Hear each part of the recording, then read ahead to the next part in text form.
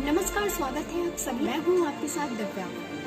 आजकल सुबह नींद खुलते ही एक खास एहसास होता है, एक अलग तरह की खुशी का अनुभव होता है और वो जुड़ाव है प्रकृति के साथ का जो शायद हम सब भूल चुके थे।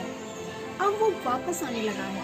इंसानों की वजह से ना तो नीला आसमान बचा था और न ही पक्षियों का मधुर स्वर। ये सब वायु और ध्वनि प्रदूषण। देखा जाए तो लॉकडाउन से होने वाली पीड़ा को कम करने के लिए प्रकृति इंसान का भरपूर साथ दे रही है। प्रकृति ने इंसान को उसकी करतूतों के लिए माफ कर दिया है और वो संपूर्ण तौर पर हमें इस विपदा का सामना करने का हौसला दे रही है। तो आइए देखते हैं इस पे बनी एक खास। हम इंसानों को कोरोना से सबक लेने की काफ़ी ज़रूरत है कि हमें अब चेत जाना चाहिए।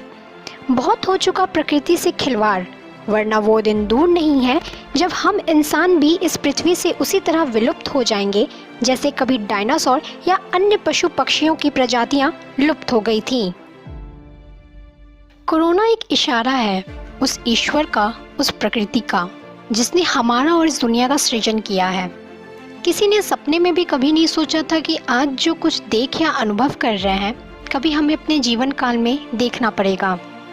ये किसी बुरे सपने से कम नहीं है, पर एक कटु सच्चाई है जिसका सामना हमें ना चाहते हुए भी आज करना पड़ रहा है। पूरा विश्व आज इसकी चपेट में आ गया है। वे देश जो अपने बड़े और अत्याधुनिक अस्पतालों तथा बेहतरीन सामाजिक सुरक्षा पर इतराते थे, आज कोरोना की पीड़ा से सबसे ज़्यादा त्रस्त, लाचार एवं पस्त दिखाई दे रहे हैं। एक तरह से उन्होंने अपनी पराजय स्वीकार कर ली है और अपने नागरिकों को चेता दिया है कि मरने के लिए तैयार रहें, क्योंकि मरने वालों की तादाद केवल कुछ 100 या 1000 तक सीमित नहीं होगी, बल्कि लाखों में जाएगी। America, Italy, Spain, Germany, France और चीन जैसे शक्तिशाली देश भी इस महामारी के आगे लाचार दिखाई दे रहे हैं।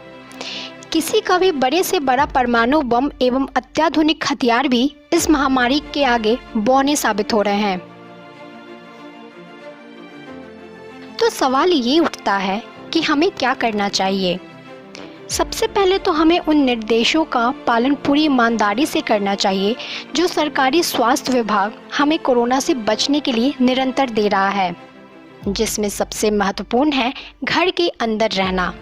ऐसा करने से हम सब जल्द ही इस वैश्विक महामारी से बाहर आ जाएंगे।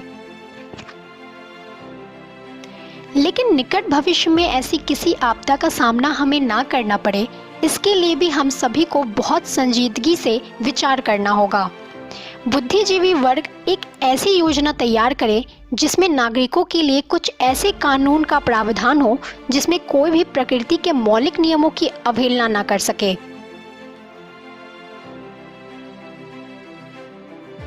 हमें इस बात को समय रहते समझना और दूसरों को समझाना होगा कि कोरोना हम सभी को जागरूक करने आया है और पूरे मानव जाति को ये बताने आया है कि हे मानव, अभी नहीं बदले तो आगे फिर सुधरने का कभी समय नहीं मिलेगा।